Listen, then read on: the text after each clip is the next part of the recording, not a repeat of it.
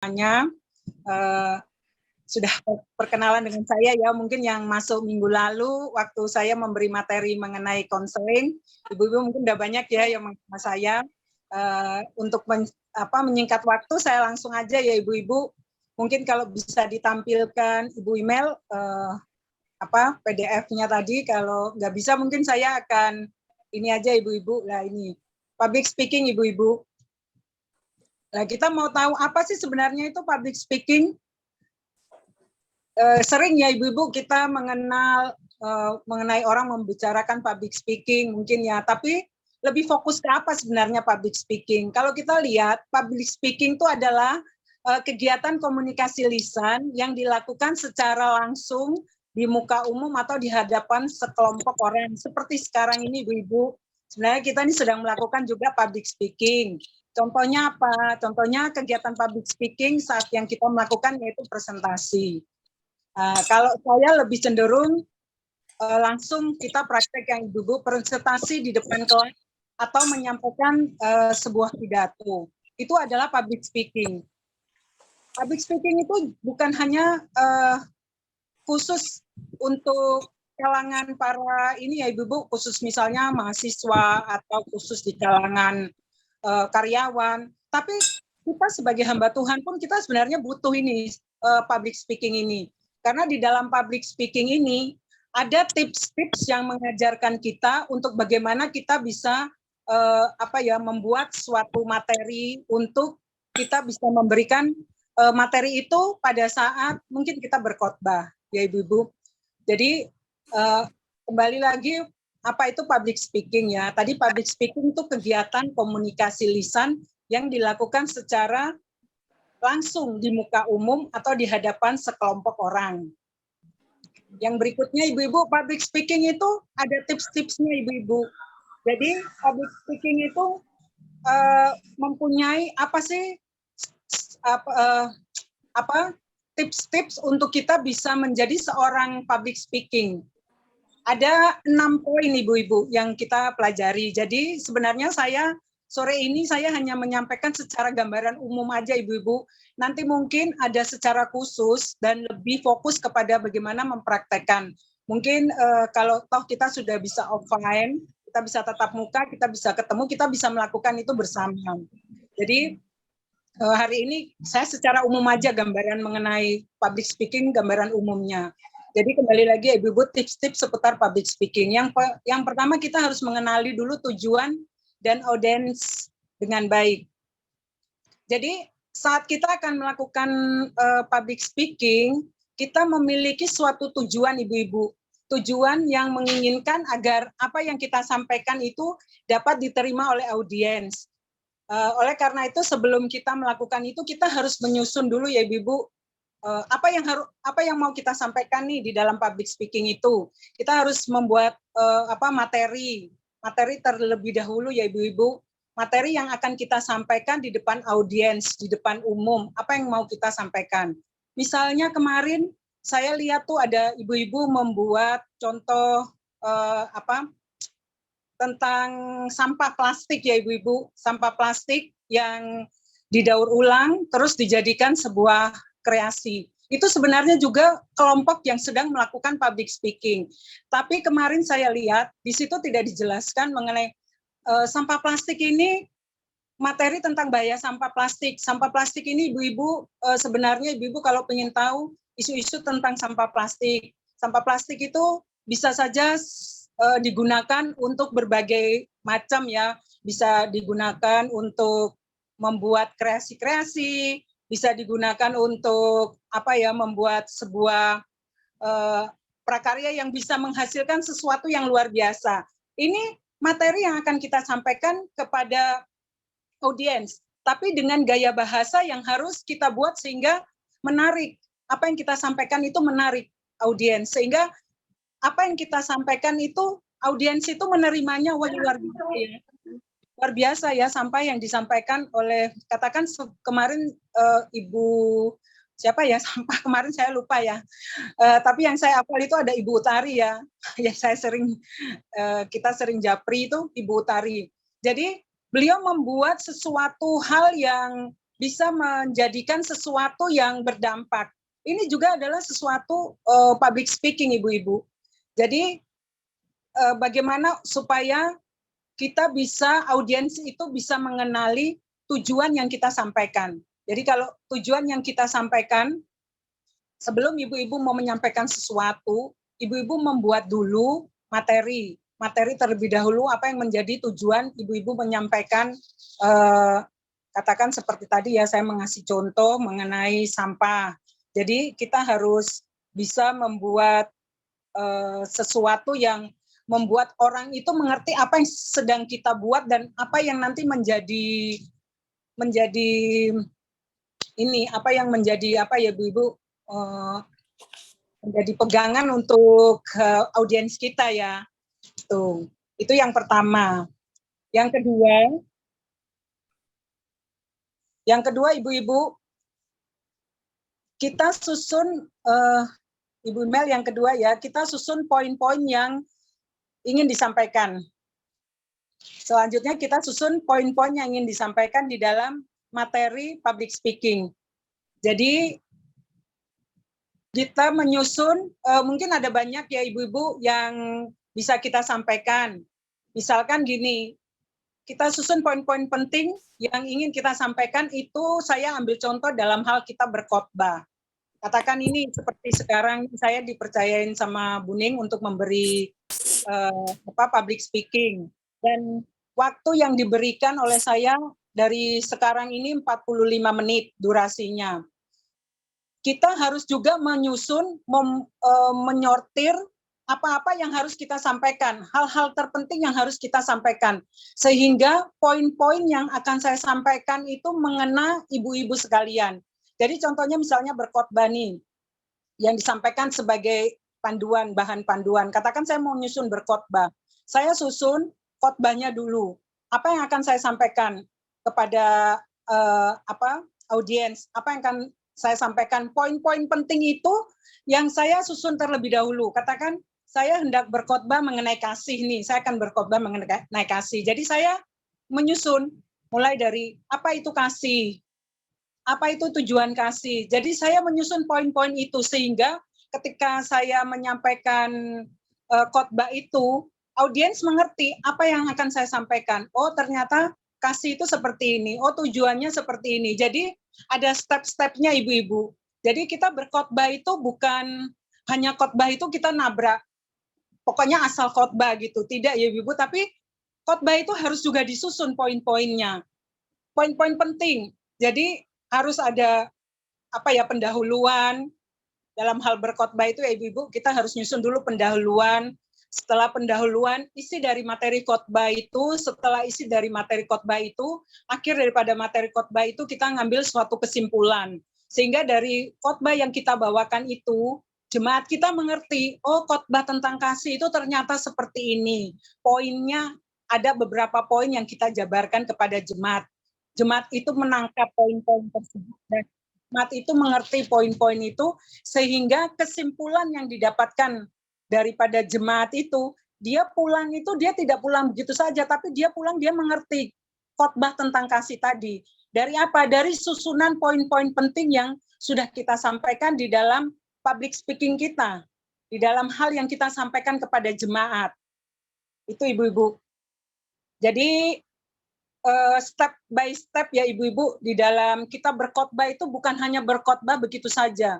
Kadang maaf kata nih ya, saya tidak menjudgment ya, saya juga belum benar ya. Kadang saya lihat memang banyak hamba Tuhan tuh kalau khotbah, maaf kata nih asal khotbah saja ya, asal pokoknya misalnya kita ngambil dari tentang Matius itu mengenai katakan kasih.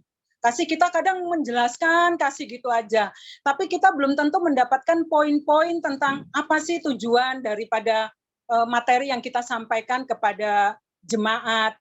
Apa sih sebenarnya yang harus kita berikan kepada jemaat sehingga jemaat itu benar-benar memahami dan mengerti benar tentang materi yang kita berikan itu, tentang kasih itu. Memang tidak mudah ya ibu-ibu ketika kita menyampaikan sebuah khotbah ya ibu-ibu. Saya aja sudah apa ya ibu-ibu, saya tuh sebenarnya sudah S1 hukum, S2, saya juga belajar belajar lagi Ibu-ibu mengenai bagaimana cara berkhotbah yang baik. Saya juga dulu ikut John Robert Power, saya ingin tahu bagaimana sih sesungguhnya yang benar itu seperti apa. Bukan apa ya asal-asalan gitu, bukan ya Ibu-ibu. Hari ini kita mau sama-sama belajar nih, saya juga masih banyak belajar. Ya saya juga masih banyak belajar, mungkin kita semua ini sama-sama belajar ya Ibu-ibu, kita semua orang-orang pintar ya, nggak ada yang lebih pintar, kita semua pintar, kita semua punya hikmat yang sama yang diberikan oleh Tuhan. Tapi bagaimana cara kita menyampaikan sesuatu sehingga apa yang kita sampaikan itu juga berkenan di hadapan Tuhan. Jadi kita tidak salah menyampaikan kebenaran firman Tuhan. Karena di dalam public speaking, kalau sebagai seorang hamba Tuhan, itu kita harus bisa menyusun poin-poin penting yang ingin kita sampaikan ketika kita berkhotbah. Jadi di dalam konseling ini, di dalam public speaking nih Ibu-ibu yang di bagian kedua susun poin-poin penting untuk disampaikan. Ini sangat penting Ibu-ibu, sangat penting ketika kita menjadi seorang hamba Tuhan, kita harus mengerti ini, poin-poin penting yang akan kita sampaikan. Jadi apa yang kita sampaikan ini benar-benar mengena di audiens kita. Bukan saja di berkhotbah ya, mungkin saat ibu-ibu dipercayakan untuk menyampaikan materi seminar, atau mungkin menyampaikan materi-materi apa saja ibu-ibu, kita harus mempunyai poin-poin penting ibu-ibu, poin-poin yang akan kita sampaikan. Setelah kita udah menyusun poin-poin itulah kita jabarkan. Kita jabarkan satu persatu sehingga audiens juga mengerti dan apa yang dia inginkan tuh dia mendapatkan. Jadi katakan hasil dari yang kita dapat, kita jelaskan poin, misalkan poin pertama nih tadi saya contoh mengenai kasih.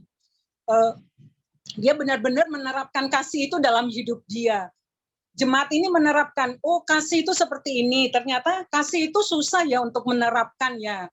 Karena kalau kita menerapkan kasih itu nggak semudah yang kita ucapkan. Tapi ternyata harus melakukannya dengan sungguh-sungguh. Berarti jemaat mendapatkan. Jadi bukan hanya berbicara mengenai kasih. Seperti firman Tuhan bilang, gong yang bergemerincing. Bukan ya Ibu-ibu, tapi kasih itu harus diterapkan dengan sungguh-sungguh. Karena kita sudah melakukan itu poinnya, kita sudah susun poinnya, kita sudah susun materinya, sehingga kita menyampaikan, jemaat itu mendapatkan, oh ternyata seperti ini ya, hasil dari poin yang kita jabarkan, katakan poin pertama tentang kasih, poin kedua bagaimana kita mengimplementasikan kasih itu dalam kehidupan sehari-hari.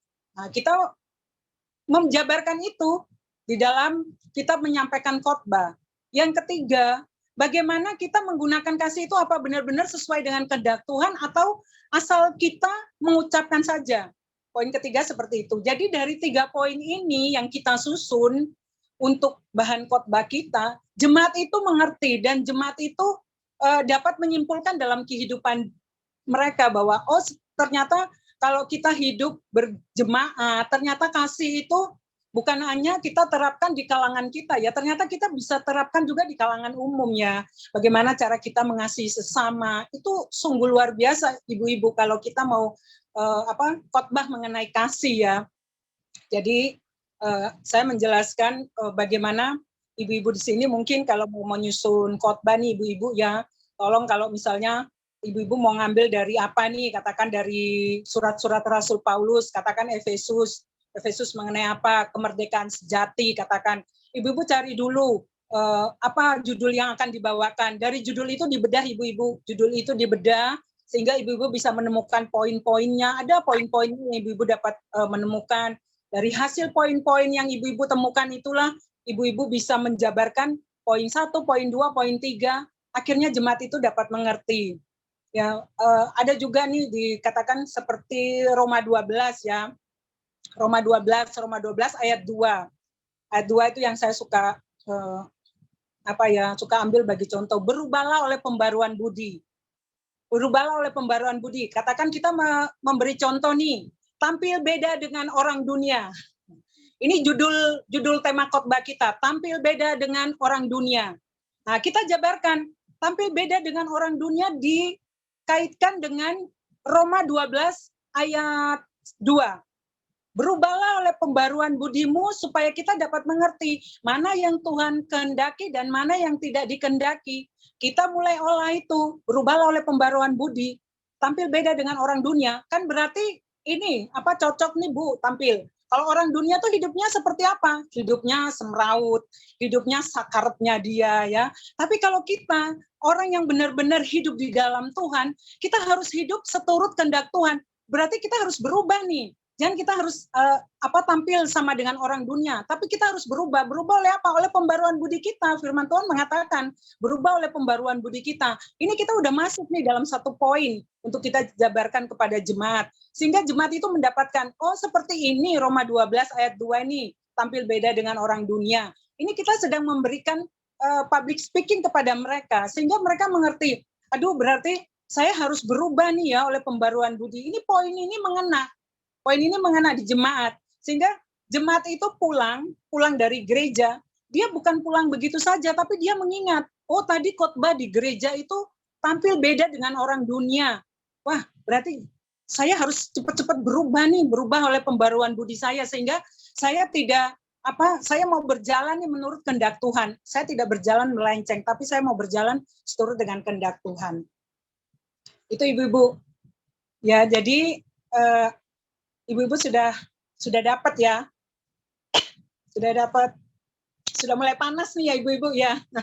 Sudah mulai panas nih untuk untuk bisa materi yang kita dapatkan ya. Sudah mulai. Ibu-ibu saya minum sebentar ya. Baik, maaf Bu. Gak apa-apa, enggak, Bu. Saya dari tadi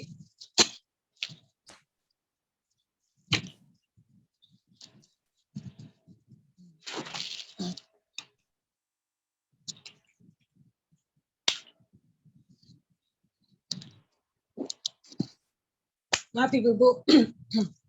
Jadi tadi public speaking tadi yang sudah kita bahas. Tipsnya yang pertama, kita harus mengenali ya Ibu, tujuan dan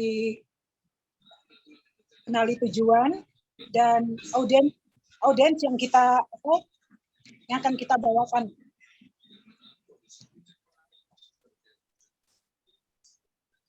Terus yang kedua, susun poin-poin penting yang kan. Yang ketiga, kita harus persiapkan alat bantu jika kita perlukan. Alat bantu jika kita perlukan, contohnya seperti sekarang nih, saya lagi ngasih public speaking. Saya butuh alat bantu nih, saya dibantu oleh Bu Email. Ada materi saya masukkan di PDF. Ibu-ibu bisa melihat materi yang saya sampaikan. Jadi saya butuh slide. Jadi sudah disiapkan slide-nya ya ibu-ibu oleh panitia udah siapkan. Terus ada gambar-gambar, tapi maaf nih, saya tadi karena ibu-ibu ya, karena saya tadi itu satu hari ini pelayanan dari pagi sampai sore, saya sudah buat materi, tapi gambar-gambar itu saya belum sempat masukkan. Jadi hanya sekedar sekedar tulisan aja, tapi mungkin dengan penjelasan lebih fokus ya ibu-ibu. Sebenarnya kalau di dalam public speaking itu kita jangan terfokus kepada gambar-gambar, tapi harus kita fokus mendengarkan apa yang disampaikan oleh audiens, apa yang disampaikan oleh seorang pembicara, ya harusnya seperti itu. Jadi kita tetap ingat bahwa alat bantu itu sifatnya hanya sebagai penunjang aja ibu-ibu. Jangan kita terlalu banyak, misalnya gini ya, udah ada alat bantu nih, terus kita fokus nih menulis poin-poin apa sih yang penting. Kita sebenarnya tidak usah terlalu fokus karena sudah ada alat bantu yang mungkin ibu-ibu bisa minta supaya nanti ibu-ibu bisa mendapatkan PDF-nya. Jadi ibu-ibu lebih fokus untuk mendengarkan presentasi apa yang disampaikan oleh seorang yang membawa materi. Sebenarnya lebih ke situ ibu-ibu. Maaf nih, saya suaranya kok agak terganggu nih.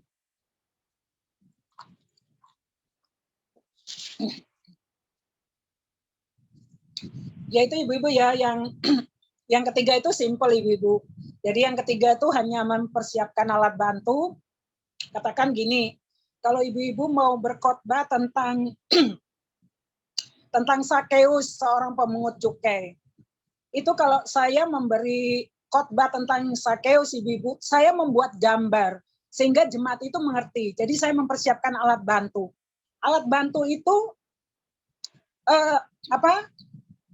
slide itu ibu-ibu fungsinya supaya materi yang kita sampaikan itu audiens itu lebih memahami dengan misalnya kita buat gambar-gambar, kita buat karikatur. Itu lebih apa ya? Jemaat lebih fokus, lebih mendapatkan ya ibu-ibu, lebih mendapatkan apa yang kita tampilkan di slide itu. Jadi bahasa Jawanya tuh lebih ngeh gitu loh. Lebih ngeh karena materi kita sukar karena ada slide yang menampilkan banyak yang kita bicarakan. Maaf ya, ini suaranya. Ya Bu, nggak apa-apa Bu. Nggak apa-apa Bu. Minum dulu Bu. Tenang aja. Iya. Jadi yang ketiga itu ibu-ibu ya, kita mempersiapkan alat bantu. Kalau diperlukan, kalau tidak diperlukan juga tidak masalah. Terus yang keempat ibu-ibu, kita harus kuasai materi dengan berlatih terus-menerus. Jadi poin-poin yang sudah kita susun di yang kedua tadi ibu-ibu, katakan ini ibu-ibu mau berkhotbah nih. Aduh Bu Meike, saya berdiri aja, saya merasa sulit. Apalagi untuk berbicara di depan umum, aduh saya masih deg-degan. Saya megang Alkitab aja, Alkitabnya masih bergerak. Saya, bagaimana ya Bu, untuk saya harus bisa, bagaimana caranya supaya saya ketika memberi materi, saya sendiri itu lebih fokus, gitu, lebih fokus, lebih menguasai materi, sehingga saya tuh lebih materi yang saya sampaikan itu ibu-ibu misalkan gini ya, contohnya gini Bu, saya mau berkhotbah nih, saya berkhotbah di depan, ini kan banyak orang ya Bu, jemaat banyak nih, biasanya kita nervous ya, kita begitu lihat jemaat aja udah keringat dingin mungkin ya ibu-ibu. Jujur saya dulu juga seperti itu Bu, waktu saya belum jadi hamba Tuhan, saya mulai belajar, saya juga seperti itu. Waktu saya mau menyampaikan materi itu, aduh, tapi saya percaya sih, saya hanya bilang, Tuhan kuasai diri saya, Tuhan berdaulat atas diri saya mau berbicara, gitu. Jadi ketika kita sudah berlatih, kita sudah minta, kita harus sungguh-sungguh ya, katakan gini, saya berlatih dulu nih di depan cermin ya, depan cermin, berdiri, bergaya, seolah-olah saya sedang berkhotbah di depan cermin. Saya percaya ini yang depan cermin ini ada orang banyak. Jadi kita berlatih dengan sungguh-sungguh bahwa anggap aja yang kita lihat ini semua audiens, sehingga apa yang kita sampaikan, materi yang kita sampaikan itu tetap tidak hilang. Kadang kan gini Bu ya, ketika kita mau menyampaikan sesuatu tuh hilang dari kita ya. Karena kita nervous, begitu lihat orang banyak, kita udah kedinginan, kita udah, aduh, ini gimana ya, nggak fokus dengan materi yang kita sampaikan, karena apa? Kita lebih fokus kepada audiens, ya.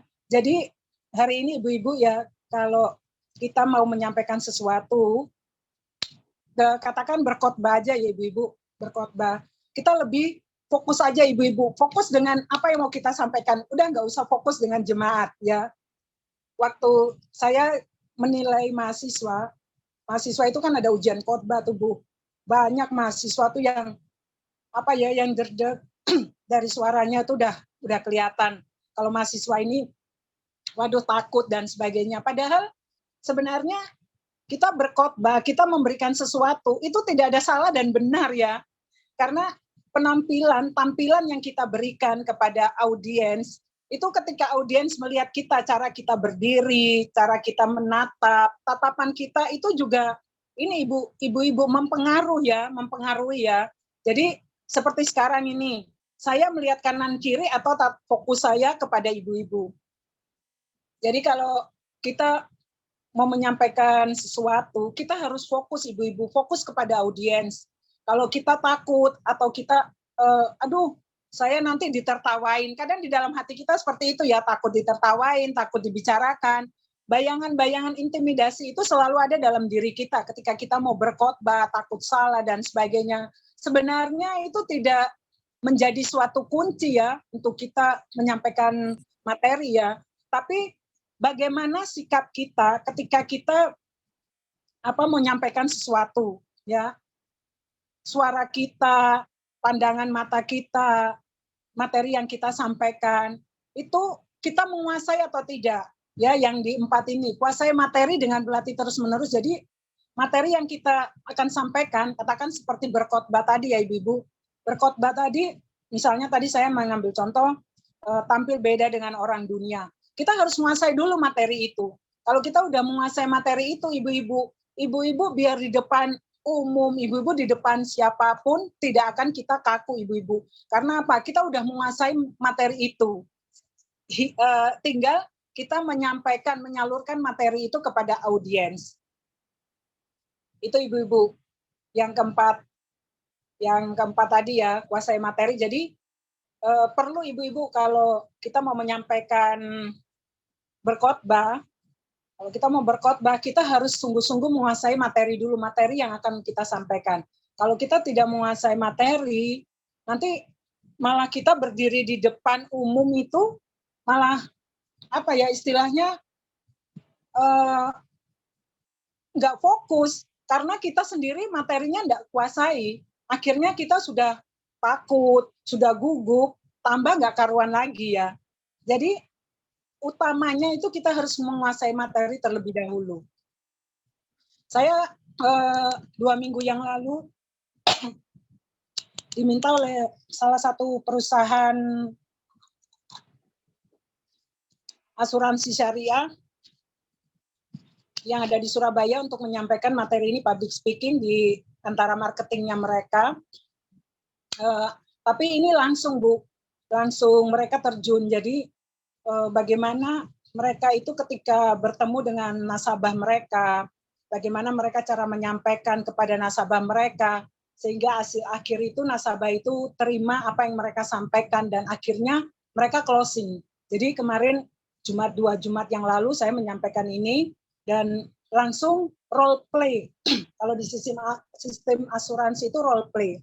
Jadi langsung role play dengan mereka role play dengan saya. Setiap marketing role play dengan saya untuk bagaimana cara ketika mereka mengetuk pintu nasabah, bagaimana ketika mereka datang ke nasabah, bagaimana ketika mereka menemui nasabah, sampai mereka mengclosingkan asuransi mereka, sampai mereka closing. Itu ibu-ibu kemarin saya menyampaikan itu kepada mereka. Makanya kalau seorang nasabah asuransi dia tidak menguasai materi dan dia tidak berlatih bagaimana berdiri dan menjelaskan materi asuransi atau materi khotbah kita, maka saya kira dia tidak akan berhasil karena dia mau menyampaikan apa yang mau akan dia sampaikan, sedangkan materi pun dia tidak menguasai. Begitu juga dengan seorang berkhotbah ya, seorang pengkhotbah. Seorang pengkhotbah ketika dia akan membawakan materi khotbah, kalau dia tidak menguasai materi yang akan dia sampaikan, saya kira nanti sia-sia juga ya jemaat, begitu datang jemaat pulang, jemaat tidak tahu apa yang disampaikan oleh hamba Tuhan atau seorang yang tadi memberikan khotbah itu ya. Seperti itu ibu-ibu ya. Jadi yang keempat, kita harus menguasai materi ya ibu-ibu. Kalau kita menjadi seorang public speaking yang benar, kita harus membuat urut-urutan seperti tadi ya ibu-ibu yang sudah saya sampaikan. Yang pertama tips-tipsnya itu ya, kita harus kenali tujuan dan audiens dengan baik. Terus yang kedua, ibu-ibu kita susun poin-poin yang ingin kita sampaikan. Yang ketiga ibu-ibu kita harus persiapkan alat bantu jika alat bantu itu diperlukan. Yang keempat, ibu-ibu harus menguasai materi yang akan ibu-ibu sampaikan kepada audiens. Itu ibu-ibu harus membuat itu. Terus yang berikutnya yang kelima, ibu-ibu perhatikan aspek nonverbal. Ini ibu-ibu kita harus latihan ini, ibu-ibu, aspek nonverbal. Aspek nonverbal ini itu seperti apa ya? Contohnya misalkan intonasi suara kita, volume suara itu mempengaruhi ibu-ibu ya, volume suara, terus posisi kita berdiri, posisi kita duduk, posisi kita sedang berbicara dengan katakan kita kalau di gereja kita berbicara dengan jemaat, posisi kita seperti apa, cara berbicara seperti apa. Ini yang dinamakan dengan aspek nonverbal. Jadi public speaking itu ada ada tips-tipsnya ya ibu-ibu. Jadi bukan asal-asalan saja kita berbicara, tapi ada tips-tips yang bisa kita sampaikan. Bahkan kalau katakan saya baru berlatih nih untuk berkhotbah, bisa ibu-ibu berlatih berkhotbah itu dengan cara apa? Kita merekam hasil khotbah kita. Hasil khotbah kita rekam sehingga apa? Kita bisa dengar, oh suara saya, intonasi saya kurang. Oh suara saya kurang jelas. Seperti tadi saya lihat ya ada suaranya kurang jelas. Maaf ya kalau suara saya kurang jelas, mungkin pengaruh saya udah capek suara saya mungkin ya ibu-ibu. Jadi mungkin suara saya agak kurang jelas atau masalah ini udah capek tenggorokan saya kan. Jelas Bu, jelas. Oh iya. Iya. Jadi seperti itu ibu-ibu ya, aspek nonverbal. Jadi bagaimana kita mau tampil, bagaimana kita mau tampil di katakan untuk berkhotbah, kita sudah siap atau belum. Itu aspek-aspek nonverbal yang harus kita siapkan. Kita grogi apa tidak. Itu loh ibu-ibu ya yang harus kita belajar bersama, kita siapkan. Jadi seperti khotbah. Khotbah itu ibu-ibu harus ada intonasi, ada jedanya ya. Khotbah itu bukan hanya kita khotbah seperti peluru yang ditembakkan gitu, bukan ya ibu-ibu, tapi ada intonasi juga loh Bu. Khotbah itu ada pakai intonasi juga ya.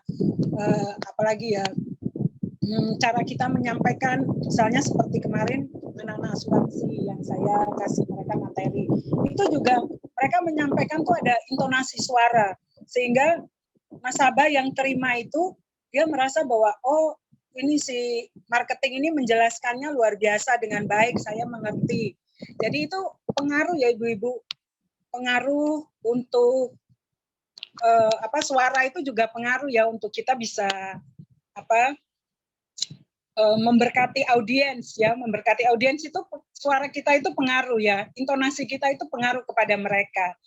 Bagaimana posisi kita duduk bersama dengan mereka, bagaimana posisi kita berdiri dengan mereka, itu mempengaruhi kita dengan nasabah kita dengan jemaat kita. Jadi kita harus sering berlatih terus ibu-ibu, berlatih terus untuk kita mendapatkan sesuatu yang memang benar-benar. Jadi bukan asal-asalan ya. Jadi kita harus perhatikan di dalam public speaking, kita harus memperhatikan aspek-aspek itu ya. Aspek nonverbal itu sangat penting. Itu yang membuat bagaimana seorang public speaking bisa memberikan materi dengan leluasa, dengan benar, itu dia harus memperhatikan aspek itu. Yang kelima, tadi yang kelima ya ibu-ibu, yang keenam itu be confident. Ini adalah saatnya untuk ibu-ibu tampil. Jadi bagaimana sebenarnya ini harus, yaitu tadi ya ibu-ibu harus kita praktekkan ya. Yang keenam ini sebenarnya harus kita praktekkan ya. Bagaimana kita sudah menguasai materi dengan baik, kita sudah berlatih berulang kali. Tapi kok Bu Mika, kok saya masih belum bisa ini ya menyampaikan sesuatu tuh masih grogi ya. Kalau contohnya gini Bu, katakan kalau mau berkhotbah nih, berkhotbah, waduh kok berkhotbah, saya mau berkhotbah nih, tapi ternyata nafas saya putus, bukan putusnya ini ya Ibu, tersendat oleh apa ya, karena groginya, maka kadang ini ya Bu, pengaruh di apa, di intonasi kita ya. Itu kita tarik napas panjang aja Ibu Bu. Kita narik napas panjang sehingga ketika kita menyampaikan sesuatu tuh tidak kelihatan. Kadang kelihatannya saat kita menarik napas gitu ya, karena kita nervous, kita takut dan sebagainya. Jadi kita kelihatan ketika kita mau narik napas, ya. Kadang biasanya seperti itu ya Ibu ya. Jadi apa ya, sesuatu yang kita sampaikan, terus kita merasa takut, merasa grogi dan sebagainya. Wah ini saya udah di depan umum nih, saya takut nih, saya udah berdiri nih kok merasa grogi banget nih. Akhirnya fokus saya hilang. Tapi kalau saya mau menyampaikan sesuatu ya Ibu-Ibu, ketika saya sudah merasa saya grogi dan takut, kita tarik napas saja Ibu-Bu. Tarik napas itu akan menghilang. Akan hilang apa tampilan kita, apa suara kita, itu dia akan biasa aja.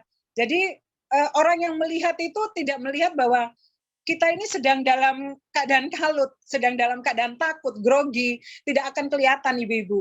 Dan saya sudah praktek itu ya, saya sendiri udah praktek, saya juga udah sampaikan kepada mahasiswa untuk bagaimana ketika nanti ujian skripsi, pada umumnya itu mahasiswa itu grogi pada saat ujian skripsi Ibu-Ibu. Karena ujian skripsi sekarang ini mahasiswa harus bisa membedah apa masalah yang dia tulis. Itu. Jadi kebanyakan mahasiswa itu groginya ketika dia mau menyampaikan materi-materi yang dia tulis ini di depan kita para pembimbing, dosen-dosen pembimbing, penilai, itu biasanya mahasiswa itu groginya di situ. Akhirnya ketika dia sudah fokus nih dengan apa yang dia tulis, mau dia sampaikan ini di depan sidang, kadang dia lupa, kadang dia grogi, dia takut. Padahal sebenarnya bagi kita dosen-dosen yang menilai itu, kita bukan menilai tulisan dari dia, kita mau menilai itu penampilan dia, fokus atau tidak, materi yang dia sampaikan ke kita terima, kita bisa mengerti tidak apa yang dia tulis. Sebenarnya itu seperti itu aja Ibu-Ibu. Sama halnya dengan ketika kita berkhotbah, sama halnya dengan mungkin kita adalah seorang agen asuransi, sama halnya mungkin ketika kita adalah seorang pemimpin perusahaan, sama halnya ketika kita adalah sekretaris daripada perusahaan, bagaimana ketika kita dipercayakan untuk mendampingi perusahaan, untuk katakan biasanya sekretaris itu diutus untuk nego-nego ya Ibu-Ibu, negosiasi untuk joint venture perusahaan, dia harus bagaimana bisa menggolkan perusahaan, atau seorang marketing bagaimana dia bisa mempengaruhi marketnya, sehingga apa yang dia sampaikan itu para marketing orang-orang di luar, nasabah-nasabahnya itu dapat mengerti dan akhirnya mereka bisa closing. Itu Ibu-Ibu yang bisa saya sampaikan. Saya terganggu terus nih Ibu-Ibu suaranya. Jadi mungkin yang bisa saya sampaikan, kita sharing aja ya Ibu-Ibu. Lebih fokus ke kita sharing aja di dalam materi public speaking ini. Mungkin saya sampai sini Bu Amel, kalau ada pertanyaan, saya silakan mungkin bisa kita bahas bersama nih.